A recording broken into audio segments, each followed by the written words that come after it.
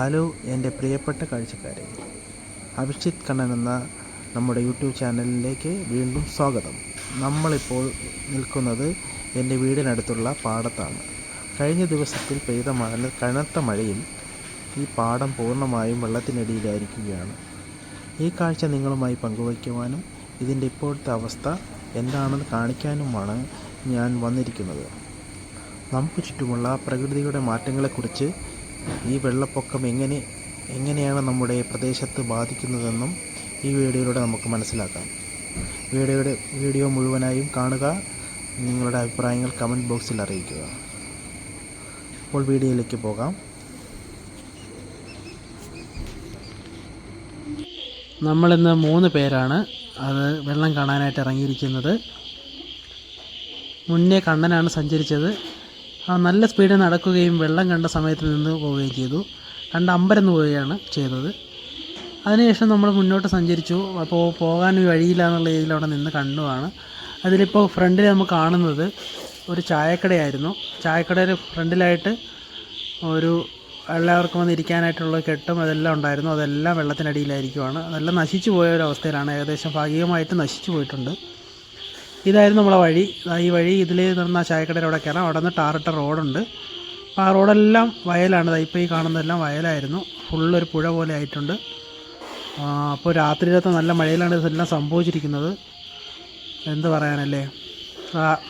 പഞ്ചായത്തിൻ്റെ രീതിയിലുള്ള കുറച്ച് ടൂറിസ്റ്റുകളും ആൾക്കാരൊക്കെ വരാൻ വേണ്ടി ഇവിടെ എല്ലാം സെറ്റപ്പ് ചെയ്തിട്ടുണ്ടായിരുന്നു. എല്ലാം പോയിട്ടുണ്ട്. അപ്പോൾ അത് ഒരു റോഡിലാണ് ആ പിള്ളേരിൽ നിന്ന് കളിക്കുന്നതൊക്കെ. അത് അപ്പുറത്തെ കരയാണ്. ആ വണ്ടി വന്നിട്ട് തിരിച്ചു പോകുന്നത്. വണ്ടിക്ക് ഇപ്പുറം വരാൻ പറ്റുന്നില്ല. നല്ല ഹൈറ്റിൽ വെള്ളമായിപ്പോയി. അപ്പോൾ ഈ വലിയ റോഡ്, പാടത്തിന് കുറുക്കെയുള്ള റോഡാണ് വെള്ളത്തിൽ നിൽക്കുന്നത്. ഇപ്പോൾ അതാണ് കണ്ടാൽ മനസ്സിലാവാത്ത രീതിയിലായത്. അപ്പോൾ നമുക്ക് പാടത്തിൻ്റെ സൈഡിൽ കൂടി പോകാനായിട്ടൊരു വഴിയുണ്ടെന്ന് കരുതി ഞാനും അണ്ണനും അച്ചായും കൂടെയാണ് വന്നത് കാണാനായിട്ട്. നമ്മൾ അതുവഴി പോകാനായിട്ടൊന്ന് നോക്കി, പക്ഷെ കഴിഞ്ഞില്ല. ആ സൈഡിൽ ഫുള്ള് വെള്ളമായിരുന്നു. അങ്ങനെ നമ്മൾ തിരികെ വന്നു. അവിടെ നിന്ന് കുറച്ച് വീഡിയോ എടുത്താൽ ഇതാണ് കാണുന്നത്. കണ്ടില്ലേ, ഒരു കായൽ തീരം അല്ലെങ്കിൽ ഒരു വലിയ പുഴ പോലെ കിടക്കുവാണ്. ഈ കാണുന്നതൊക്കെ റോഡായിരുന്നു. റോഡിൻ്റെ അറ്റമാണ് കണ്ടത്. അതെല്ലാം നശിച്ചു പോയിരിക്കുകയാണ്. വെള്ളം കയറി.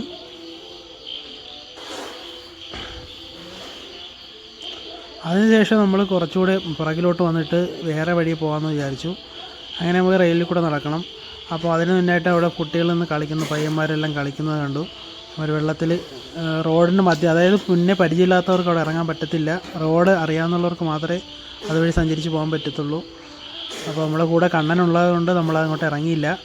അത് കഴിഞ്ഞ് റെയിലിൽ കൂടി നമ്മൾ ഏകദേശം ഒരു 300 മീറ്ററോളം നടന്ന് കുറച്ച് മുന്നോട്ട് വരുമ്പോഴാണ് ഒലിപ്പുറം എന്ന് പറയുന്ന സ്ഥലത്തെ ഗേറ്റുണ്ട്. അതിന് സമയത്തൊരു മാവ് നമ്മൾ കണ്ടായിരുന്നു. നാട്ടുമാവാണ്. അതിൻ്റെ ഓപ്പോസിറ്റായിട്ട് വലിയൊരു പൈനാപ്പിൾ തോട്ടവും ഉണ്ട്. നമ്മൾ റെയിലിൽ കൂടെ വന്ന ഒരു പഴയ വീട് ഫുള്ള് കാട് കയറി കിടക്കുന്നതും കണ്ടു. അത് കുറച്ച് മുന്നോട്ട് വന്നപ്പോൾ വലിപ്പുറം ഗേറ്റ് എത്തി. അപ്പോൾ നമ്മൾ വന്ന് ഗേറ്റ് കഴിഞ്ഞ് കയറിയ സമയത്ത് തന്നെ ഒരു ട്രെയിൻ തിരുവനന്തപുരം ഭാഗത്തോട്ട് പോകുന്നതാണ് നിങ്ങളിപ്പോൾ കണ്ടുകൊണ്ടിരിക്കുന്നത്.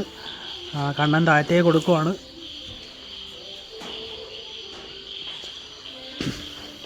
അതിനുശേഷം ഈ ഗേറ്റ് വഴി നമുക്ക് ആ പാടത്തിൻ്റെ ഇക്കരെ അറ്റത്ത് നമുക്ക് എത്താൻ പറ്റും.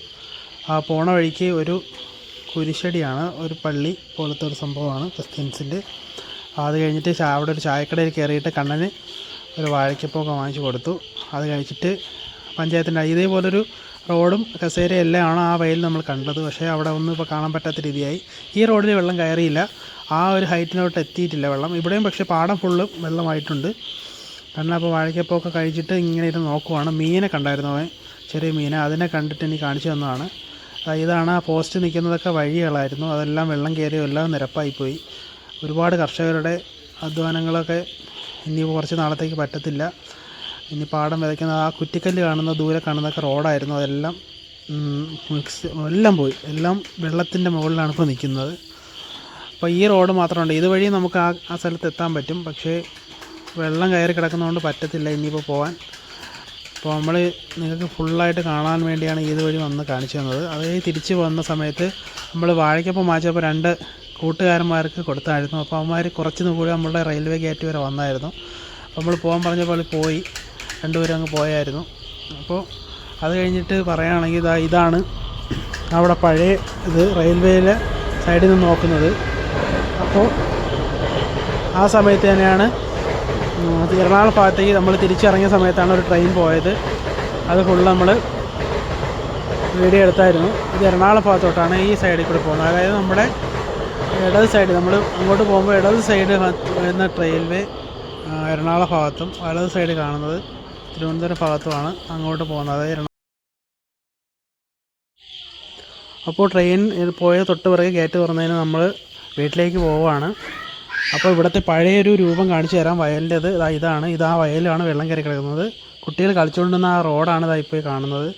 അപ്പോൾ എല്ലാവർക്കും അടുത്തൊരു നല്ല വീഡിയോ ആയിട്ട് കാണുന്നവരെ ഗുഡ് നൈറ്റ്, ഗുഡ് ബൈ.